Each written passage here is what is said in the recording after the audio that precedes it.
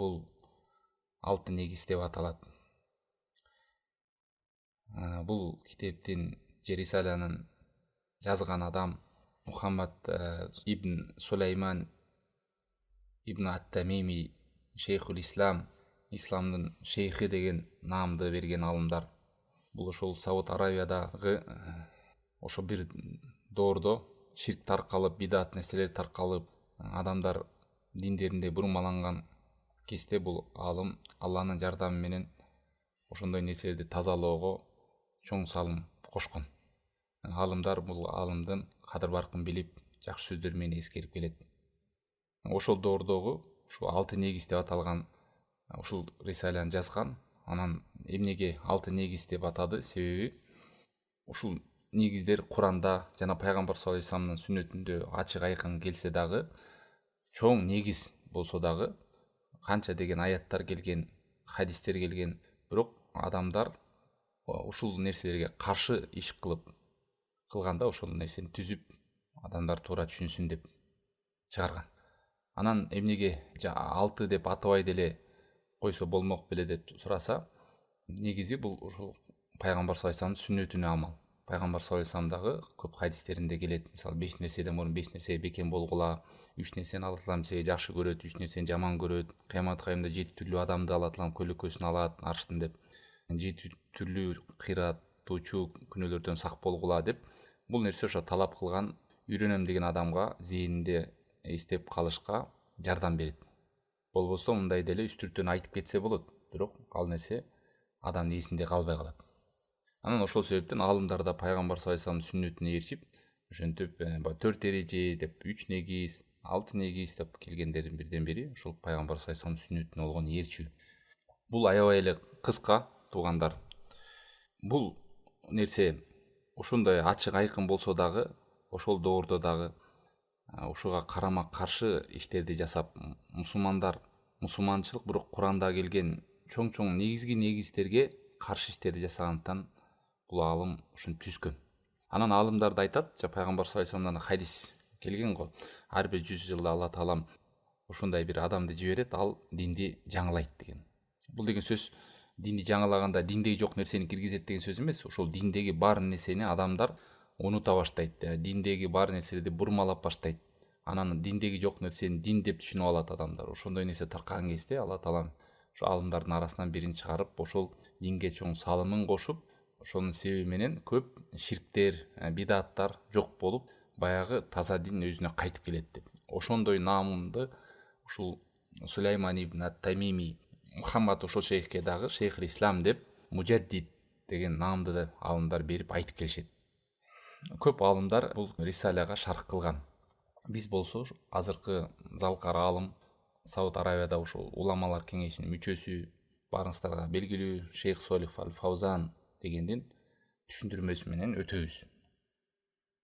Алхамдулиллахи роббил аламин. Ва саллаллаху ва саллим ва барик аля набийина Мухаммад ва аля алихи ва сахбихи аджмаин. Шейх айтып атат: "Мин аджабул уджаб." Аябай бир таң кала турган нерсе дейт. Ва акбарл аяти далла аля кудратил маликил галлаб. Ситтата усулин bayanaha Allahu ta'ala bayanan wadihan lil awami fawqa ma yadunnu ad-dannun. Thumma ba'da dhalika ghalita fiha kathirun min adhkiya al-alam wa uqala'i bani adam illa qalil qalil. Бүгүн туугандар биз кириш сөзгө киришебиз. Кириш сөзгө. Мен дагы китеп киришерде дагы айтып коеюн туугандар. Бул 6 негизди өтө жакшы түшүнүп алыш керек.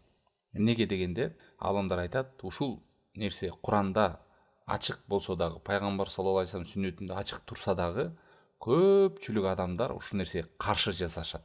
Ошол нерсени Куранда окуп жүрсө деле, окуйт, бирок иши, кылган амалы, сүйлөгөн сөзү, ишеними ошол нерселерге каршы. Ошон үчүн бир таң калыштуу нерсе деп, көп ушунчалык көп келсе деле, канча жол кайталанса деле, ошол нерсеге каршы болгон 6 негизги нерсе бар деп. Дагы башкалар деле жокпу десе бар, бирок ушул нерселер менен көпчүлүк адамдар адашып катаага кетирет деп. Ошон үчүн бул жерде ушул негиз деп аталган себеби ушул. Бүгүнкү күндө да ушул нерселер бар. Бул негиздер менен таанышкандан кийин сиздерге ачыкталып калат. Куранда, пайгамбар саллаллаху алейхи хадистеринде канча келсе деле ошол нерсеге адамдар карама каршысын жасап келишет деп. Аябай бир таң калыштуу нерсе, Алла Тааламдын көргөзүп берген кудуреттүү падыша, мүлк ээси болгон, кудурет ээси болгон Алла Таалам көргөзүп берсе дагы, канча бир аят белгилерин менен көргөзүп берсе дагы, баяндап берсе дагы, ачыктап берсе дагы, керек болсо карапайым адам дагы түшүнө турган кылып берсе дагы, бирок тилекке каршы канча деген адамдар ушул нерседе ката кетиришет дейт. Кайсы нерседе айтып атат? Бул негиздерде деп атат. Керек болсо бул ааламдагы акылдуулар дагы, билимдүү деп атагандар дагы көп ката кетирген болот буда дейт. Тек гана азы гана, аз эле адамдар ушул нерсени түшүнүшөт дейт. Ушул кириш сөздүн башында Сулайман ибн ат-Тамими шейх ушундай деп сөзүн баштады. Эми шейх Фаузан эмне дейт? Бисмилла. Ла шакка анна Аллаха субханаху анзалал Кур'ан тибияна ли кулли шей. Эч шек күмөнсүз Аллах Таалам бул Куранды бардык нерсеге баяндап түшүрүп берген дейт. Мындай чыкканда Куранда сөзсүз адамдын бул дүйнө жана акыретинде бактылууна бара турган жолдордун бардыгын баяндап койгон Куранда дейт. Wa anna ar-rasula sallallahu aleyhi ve sellem bayyana hadal Kur'an bayanan shafiyan. Жана пайгамбар саллаллаху алейхи ва саллям дагы бул Куранга канча деген хадистер келет, түшүндүрүп берет. Канча деген хадистер келет, ушул хадистер Курандагы аяттарга түшүндүрмө. Кенен ачык айкын кылып, wa adamu ma bayyanahu Allahu wa rasuluhu fi hadal Qur'an qadiyat at-tawhid wa shirk. Жана эң эле чоң, эң улуу баяндаган нерсе Аллах жана Аллахтын элчиси бул Куранда баяндаган маселе бул таухид жана ширк маселеси дейт. Айтасыз да, адам сурайт, Куранда эң көп баяндаган, эң негизги нерсеге токтолгон эмне бул Куранда деп кээ бир адам сураса, бул Куранда Аллах көп токтолгон жана пайгамбар саллаллаху алейхи ва саллям баяндаган хадистеринде. Ал эмне десе, таухид, ибадатты жалгыз Аллахтын өзүнө арноо, Аллахка шерик кылбоо деген маселе дейт. Эмнеге? Ли анна таухида хуа аслул ислам ва аслул дин. Себеби таухид деген бул ибадатты Аллах жалгыз Аллахтын өзүнө арноо деген сөз бул исламдын негизи дейт. Жана диндин негизи. Ва хуа аллади табни алейхи жамиул амал. Себеби бардык адамдын кылган амалдары ушул нерсеге негизделет, ушул нерсеге курулат. Бул деген ушул нерсеге курулат деген сөздүн мааниси, эгер бул нерсе туура эмес болсо, анда башка кылган амалдардын бардыгы туура эмес болот деген сөз. Эгер бул нерсе туура боло турган болсо, анда башка кылган амалдар дагы кабыл болот деген сөз. Эгер негизи туура эмес болгондон кийин калган амалдар да туура эмес деген. Ва ширку юбтилу хадал асл. Көрдүңүзбү? Эмнеге? Себеби дегенде адам ширк кылып алган болсо, бул негизди кулаткан болот, жок кылган болот. Ва юфсидуху, жана бузат, ва ла якуну лаху вужуд. Ошол негизи жок болуп кетет. Бузгандан кийин, аны жок кылгандан кийин, талкалагандан кийин. Эмне үчүн? Эмне үчүн? Ли аннахума амран мутададдани ва мутанақидани ла яштамиан абадан. Себеби бул эки нерсе карама каршы. Ширк менен таухид деген. Алла ибадатты жалгыз Аллахтын өзүнө арнайм деп коюп, кайра Аллага шерик кылып коюу, бул карама каршы нерсе. Бул эки нерсе бирикпейт эч убакта. Мына ошондой болуп туруп, ибадатты Аллахтын өзүнө арнайм деп түшүнүп алып туруп, анан кайра эле ширк кылган болсо, анда бул амалы жок болот, күйүп кетет. Бирикпейт, мындай амал топтолбойт. Фалидалика Аллаху субханаху байяна хадал асл фи китабихи фи жамиил Кур'ан. Мына ошондон Алла Таалам субханаху ва тааля бул негизди китебинде көп бардык жеринде баяндаган дейт. Куранда Алла Таалам бардык жеринде, Ибн Кайым сөзү бар, керек болсо бул таухид, ибадатты жалгыз Аллахтын өзүнө гана арноо деген Куранда ар бир аятта такрир кылган дейт. Аны түшүнгөн бар, түшүнбөгөндөр бар. Фала такуду тахлу суратун мин дикри таухид ва дикри ширк. Кайсы гана сүрөнү окуга, сөзсүз ал сүрөдө таухидти эскерип, жана ширктен кайтарганды табасың дейт. Таппайсың андай таухидти эскербеген сүрө жок андай дейт. Ва нас якруна хадал Кур'ан ва юраддидуна. Бирок адамдар бүгүнкү күнү мына Куранды кайталап окуп жүрүшөт. Окуп жүрөт ушул Куранды. Бирок караңыз азыр. Эмне? Валакин қалламан ятанаббах ли хадал баян. Бирок ошентип кайталап окуп жүргөнү менен дейт, аз эле адамдарды табасың, ошол окуп аткан нерсесине маани берип, ал баянды түшүнгөндөрдү дейт. Баян деген ошол баяндап берген, таухидти айтканын, ширктен кайтарган нерселерди түшүнгөндөр аз эле дейт. Валидалика таджиду кафиран минан нас яқрауна ал-Кур'ан ва яқауна фи ширки ва юхиллуна бит-таухид. Мына ошондуктан аз эле адам түшүнгөндүктөн, көңүл бурбагандыктан бул окуп аткан, кайталап аткан нерсесине. Сен дейт, көрөсүң көп адамдар Куранды окушат, бирок канча деген көптөгөндөр ушу ширкке түшүшөт. Жана Аллахтын жалгыздыгына, таухидке халал, ошону кемите турган, жок кыла турган, таухидтин буза турган нерселерге түшкөнүн көрөсүң дейт. Бирок ошол нерселерди эскертип, Куранда Алла Таалам баяндап жатса дагы, ма анна хадал амр вадихун фи китабиллахи ва фи суннати расулиллахи саллаллаху алейхи ва саллям. Бул нерсе, ушул нерселерди Аллах Тааламдын китебинде ачык баяндалып турса дагы, пайгамбар саллаллаху алейхи ва салламдын сүннөтүндө ачык баяндап турса дагы, ширктен кайтарган, таухидке чакырган, ибадаттын баардыгын жалгыз Аллахтын өзүнө арна деген нерселер Куранда, аяттарда канча көп келсе дагы, пайгамбар саллаллаху алейхи ва саллам сүннөтүндө келсе дагы, бирок эмне болуп атат? Адамдар бул нерсеге маани бербегендиги. Эмне үчүн? Лианнахум ямшуна алал аваид ва ма важаду алейхи абаухум ва машайихухум. Эмнеге? Себеби алар ошол адаттындагыдай болуп жүрө берет, адаттында. Эмне десе, биздин ата бабалар, биздин эшендер, кожолор мурунку салттарыбызда ушундай болуп келген деген түшүнүк менен жүрүшө берет алар дейт. Мына ушул дагы себеп дейт, чоң себеп. Куранда аятты турса дагы аны түшүнбөгөндөй болуп, бизде мурун эскилер, молдолор ушундай деп айткан деген түшүнүк менен эле жүрө берет дейт. Бирок Куранды окуп атат, ага каршы сөздөрдү, хадисте келип атат, ага каршы, аларга маани бербейт. Эмнеге? Фал асл индахум ма важаду алейхи абаухум ва машайихухум ва ахлу баладихим. Себеби анын негизи, ал адамдын түшүнүп алган негизинде эмне эле? Ал адамдын түшүнүп алган негизи, мээсинде куралган түшүнүгү, анын аталары жана эшен кожолору, башкалары, жана жериндеги ошо када салттарын, үрп адаты өздөрү түшүнүп алган түшүнүктү динге негиз кылып алган болду. Бүгүнкү күндө анан салттуу дин, анан менин салтыма туура келсе кабыл кылам, салтыма келбесе туура кылбайм. Биздин жолубузга туура келсе кабыл кылам, анан биздин жолубузга туура келбесе биздин моделге дейт кээ-бирлер. Мына ушундай адашуу сөздөр да. Айтыш керек Куранга, пайгамбар саллаллаху алейхи ва салламдын сүннөтүнө, сахабалардын жолуна, ушул улуу алымдардын айтып кеткен жолуна туура келсе. Мына ушул негиз диндин туура негизи.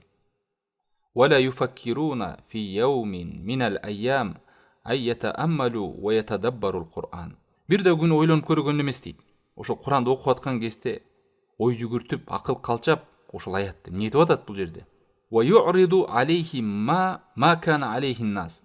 Ошол нерсени адамдардын кылып аткан амалына салып көргөн эмес дейт. Адамдар кылып атабыз, бирок бuyakta Куранда пайгамбар саллаллаху алейхи ва саллам хадисинде каршы нерсени айтып атат го биздин кылып аткан нерсеге деп акыл калчап көрбөйбү дейт. Хал хуа сахихун ау гайру сахих. Бул нерсе туурабы же туура эмеспи деп. Эмнеге Куранда бул нерсени айтып атат, бирок бул нерсени биз жасабайбыз? Эмнеге Куранда пайгамбар саллаллаху алейхи ва саллам сүннөтүндө бул нерсени тыйып атат, бирок биз аны жасап атабыз деп? Ошондо эмне? Куранбы туурабы же биздин кылып аткан туурабы? Биздин ошол үйрөтүп кеткен жанагы ата бабалар деп айтып аткан салттагы үрп адат деген туурабы же бул пайгамбар алып келген дин туурабы деп, кайсы туура деп ойлонуп да көргөн эмес дейт. Эмнеге? Бал ахадахуму тaqlidil a'ma li abaihim wa ajdadihim. Себеби ал ээрчи берген сокур ээрчи менен. Аталарым айтты, чоң аталарым айтты деп коюп ээрчи берген дейт. Тугандар, бул нерсе менен биздин салт жаман, үрп адат жаман, салт деген туура эмес, адат деген туура эмес деген сөз эмес. Ошол салттындагы исламга салып көрөбүз. Туура жери бар, туура эмес жери бар. Канча жакшы деле адам, бизде адаттар бар, жакшы нерселер бар. Ошондой эле жаман адаттар да бар. Аны өзүңүздөр билесиздер. Аны кыргыздар өзү да күрөшүп жүрүшөт. Ушуну жок кылсак болот эле деп. Бирок дейт, бирде сокур ишени менен аталарым айтты, анан чоң аталарым айтты деп коюп, ошол нерсе туурабы, туура эмеспи таразалабайт. Куран менен пайгамбар саллаллаху алейхи вассаламдын сүннөтүнө салбайт ал нерсени. Вa'табару аннал Кур'ана иннама юqra'u lil барака ва хусулил ажр биттилава. Куранчы, Куранды эмне үчүн сен десе, алар эмне деп жооп берет? Куран эми бул берекет үчүн окуйбуз, сооп алыш үчүн окуйбуз, анан өлүккө окуйбуз дешет. Туурабы? Тумарга окуп коет, үйүнө илип коет, көргөзмө коюп коет, анан дастарканга окуп коет, борсокко окуп коет. Ошондой нерселерге Куранды ошого коюп койгон дагы ал эми жашай турган мыйзамын түшүнүгүн тигил айтты, баланча айтты, тигил айтты. Куран ал үчүн мыйзам эмес, Куран ал үчүн жол башчы эмес. Куран ошондой бир корголо турган кылып дастарканга, өлүккө эч кандай акыл калчап ой жүгүртпөйт. Мына ушундай нерсеге болуп калган дейт. Валайсал максуду аннаху юqra'u лит-тадаббур вал амал бима фихи. Ошол Куран акыл калчап ой жүгүртүп, Куран менен жашайын, ага амал кылайын деген нерсе максат болбой калды дейт Шейх Фаузан хафизахулла. Тугандар, биз бүгүн азыр биринчи, экинчи деп негизге кире элекпиз. Биз азыр кириш сөздө Шейх ушуну бет ачарында кириш сөздө баяндап берип атат.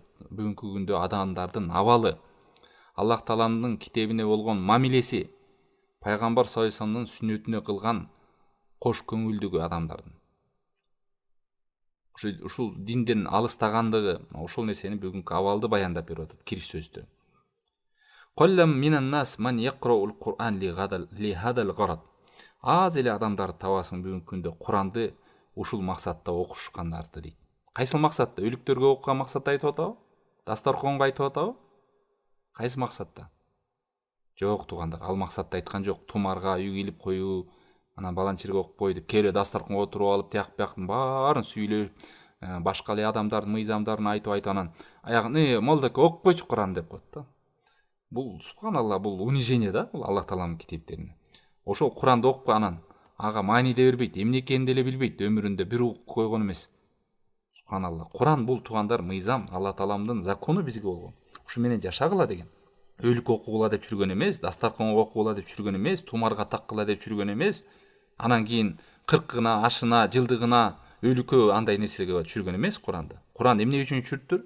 Куранды биз акыл калчап, ой жүгүртүп, ошого амал кылып жашоодо, ошону жол башчы кылып алышка түшүргөн экен бизге. Тилекке каршы адамдар дейт, бул муну максат кылбай, жанагы жогоруда айтып аткан нерселерди үчүн окуп калды Куранды дейт. Эмне үчүн? Дем салыш үчүн окуп коет. Анан бир адам болсо иннама яqra'ul Qur'an лит-табаррук, берекет тилеп, өлүк окуп, анан талаззут бис саутил qari, ою онун үнү сонун экен. Баланча карын алып келечи, ошол сонун экен. Маанисин деле билбейт. Тамгаларды туура эмес, созбой турган жерин созуп, ушундайлар бар бүгүнкү. Wat tarannum bihi. Же болбосо бир өлүккө ушундай нерселерге эле колдонуп калды Куранды бүгүнкү күндө. Амма ани юqra lil amal bihi wat tadabbur was sudur amma fi. Алем ошол нерседен акыл калчап, ошол жердеги өкүмдөр, пайдалар, Куран эмнеге чакырып атат, эмнеден тыйып атат деп ошону түшүнөйүн деп окугандар өтө аз дейт. Wa ardu ma alayhi nas ala hadal Qur'an. Адамдардын бүгүн кылып аткан амал бул Куранга туура келеби, келбейби деген нерселерди өтө сейрек көрөсүң. Fa hada la yujad illa fi qalilin minan nas. Бул нерсе аз эле адамдарда бар. La naqulu innahu ma'dum. Биз айтпайбыз бул нерсе жок деп. Мындай нерсе кылгандар жок деп, бар адамдар. Lakinnahu fi aqallil qalil. Аз эле адамдар ушундайды кылышат. Walidhalika tajidul Qur'an fi wadin. Ошондуктан силерди көрөсүң Куранды бир өрөөндө турат өзүнчө. Wa amalu ba'din nas fi wadin akhar. La yufakkiruna fi taghyiri abadan. Ал эми адамдардын амалы, жашоосу башка бир тарапта, Куран бир тарапта калып калган. Муну мен эмне айткызы келип атат Шейх? Куранды Алла Таалам түшүргөн максат менен жашагыла десе, биз ал максатта эмес, аны ошо өлгөндө жана айткандай, ошондой тумарга, өлүккө, дастарканга, борсокко ушундай нерселерге окуп калды болду. Өзү башка мыйзам менен, башка түшүнүк менен жашап жүрөт. Бир иш кылса, ушул Алла Тааламдын буйруган Курандагы нерсеге каршы эмеспи? Ушуга туура келеби деген ой жок дейт. Анан эң өкүнүчтүүсү туугандар, таң калыштуусын караңыздар, көңүл буруңуздар бул жерге. Эмне деп атат Шейх? Эң өкүнүчтүүсү валау хавала мужаддидун ау даин илаллахи ай югайру ма хум алейхи лaqamu fi wajhihi wattahamuhu bid-dalal. эгерде бирөө келип түшүнгөн исламга чакыруучу, илим талап кылып жүргөн илимдүү адам чакырган болсо, Аллахтын жолуна, Куранга, пайгамбардын жолуна кайткыла бунуңар туура эмесмин десе, аны эмне дейт? Аны дейт, жүзүнө карап адашкан бул. Жана бизде бар да ушундай. Бул секта, бунун жолу туура эмес. Бул биздин молдолорго каршы деп, ошол адамды эмне кылат? Адашкан деп салат. Эмне үчүн адашкан деп салды? Себеби ошолордун кылып аткан амалына туура эмес экенин айтты. Алар Куранга каршы экенин менен таразалаган жок. Алар бизге каршы сүйлөдү бул адам. Биздин амалыбызды туура эмес деди. Биздин ата бабаларыбыз айткан нерсеге каршы чыкты деп, субханалла, ошону ушундай жаман нерсе менен айыптап чыкты дейт. Керек болсо мунун дини туура эмес, жолу туура эмес деп, ошентип адамдардын алдына каралап салат. Камай хасал или хада шейх. Мындай нерсе көп алымдарга, мына бул шейхтин өзүнө да болгон. Ошентип Куранга, пайгамбардын сүннөтүнө, сахабалардын жолуна чакырып келгенде дагы ошол туура эмес, алар адашкан молдолор, адашкан чалдар, адамдар ошентип алымдарды кайтарган. Туура эмес айтып атат булар деп. Эмне десе, биздин ата бабаларыбызга каршы айтып атат. Эмнеге? Себеби алар ошо адат болуп калган, аларга сиңип калган, туура эмес түшүнүктөрдү жасап алган, ошону карапайым өзүнүн балдарына, небере чөбөрөлөрүнө айтып алган. Элдерге кээ болсо төзү көрүнүп калган, ошо аксакалбыз деп. Анан ошол нерсени алар иликтеген эмес, бул Куранга, сүннөттө туура келеби келбейби, эмне салт, каада, адат деп эле айтып жүрө берген. Анан ошол нерсенин туура эмес экенин баяндаганда, ал нерсе алардын напсисине жаккан жок, чакырган адамдарды. Анан аларды туура эмес, сенин жолуң туура эмес деп, ар кандай жалган жалалар менен адамдардын көзүндө каралап салайын деп, ошондой нерселер менен жамандап салды. Бул нерсе бирок зыян бербейт, туугандар. Бул нерсе пайгамбарлардын өзүндө да болгон. Пайгамбарлар чакырчылыкка чакырып, Аллахка чакырып келгенде, ошол коомдогу адамдар эмне кылган? Ай, булардын жолу туура эмес, бул биздин ата бабаларыбыздын динибизге каршы чыгып атат деп, пайгамбарларды да жеринен кууп, бул тарыхта кайталанып келаткан нерсе. Эмне, пайгамбар саллаллаху алейхи вассалам жыргандан чыгып кеттиби Меккеден Мединага? Мына кууп, ошол Меккеден кууп чыгарышкан. Сен биздин ата бабабызга каршы динди алып келдиң деп. Бул бүт пайгамбарларга болгон. Мына ошондой пайгамбардын жолуна чакырган болсоң, адамдардын арасындагы жүрөгү оору болгон адамдарга бул нерсе жакпайт дагы, ал адамдарды ар кандай, себеби деген алар менен далилдешип айта албайт. Ай, чакыруучу, сен мына Куранда Алла Таалам аятында мындай деп атат го. Сен ага каршы иш жасап атпайсыңбы, тууган? Мына баланча аят, мына хадис деп айта албайт. Байкасаңыздар, алар эмне? Ой, бул биздин мазхабка каршы экен, бул болсо жолу туура эмес экен, ал адашкан экен. Ушундай эле жалпы сөздөр менен карапайым адамдарды үркүтүп коюш үчүн эле каралап коет. Бирок бул нерсе чакыруучунун соонун кемитпейт. Балки анын Кудай Таалам алдында даражасы көтөрүлөт. Аны жамандап, жалган жаланы жапкандарга кайтат бул жамандыгы. Фуссилат сүрөсүнүн 43-аятын Алла Таалам айтат: "Ма юқолу лака илля ма қад қила лир-русули мин қаблик, инна роббака лазу мағфирати ва зу иқабин алим." Сага айтылып жаткан сөздөр дейт, пайгамбар саллаллаху алейхи вассаламга айтып атат Алла Таалам. Сага айтылып жаткан не деп айтты эле Мухаммад саллаллаху алейхи вассалам? Жинди деген, жалганчы деген, адамдарды бөлүп жаруучу деген, ошентип сыйкырчы деген, ушундай сөздөрдү адамдарды жүзүн ага көңүл бурбасын деп, ушундай нерселерди айткан адамдар пайгамбарыбызды жамандап. Ушундай жаман сөздөрдү айтылган нерсе сага чейинки пайгамбарларга да айтылган дейт Алла Таалам. Ма кад кила лир-русул, бул пайгамбарларга да айтылган, мин каблика, сага чейин деле. Аллах Таалам кечиримдүү жана жанчыдагы азап берүүчү деп айтып атат. Эми туугандар, бул кириш сөздө Шейх Фаузан хафизахуллах эмнени айтайын деп атат? Аннан-нас яқрауна ал-Кур'ан ва юктируна мин қираати ва яхтимуна ва яхфадуна ва юраттилуна.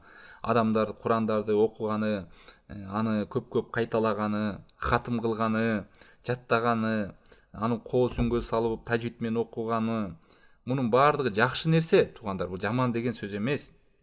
Бирок ушул нерсени негизги максат кылып алганы. Куранда негизги максат бул эмес, туугандар.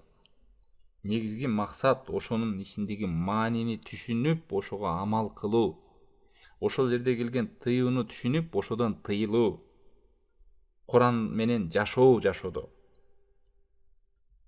Ошол максат. Ошол Курандагы келген сүрөлөр, аяттар, баяндарды жашообузга салуу. Биздин жашообуз ага каршы болсо аны таштоо, ошондой туура эмес үчүн кылып алган амалдарыбызды. Туура келгендерин болсо жасоо, улантуу ошого. Куран менен сүннөттү биз тараза кылабыз. Биз өзүбүздүн акылыбыз эмес, Куран, сүннөт бизге тараза. Кайсыны туура десе туура көрүшүбүз керек, туура эмести туура эмес көрүш керек. Абалыбызды ау нунаббиха аля ахтоин нас. Адамдардагы болуп аткан каталар болсо, ошолорду Куранга салуу. Баланча молдонун сөзүн эмес, же сенин түшүнүүңө же менин түшүнүүм эмес деп атат. Ошол үчүн Алла Таалам Куранды түшүрдү. Мына ошол үчүн бизге пайгамбар саллаллаху алейхи вассаламды жөнөттү. Ага баш ийсеңер түз жолдо болосуңар. Куран менен сүннөттү карманган болсок адашпайбыз. Тараза. Ал эми аалымдар ушул эки чоң булакты түшүндүрүп берет карапайым адамдарга. Бүгүн ушул кириш сөздү туугандар ушул жерден чектелебиз. Кириш сөздөш Шейх Солих Фаузан ушуларга токтолду.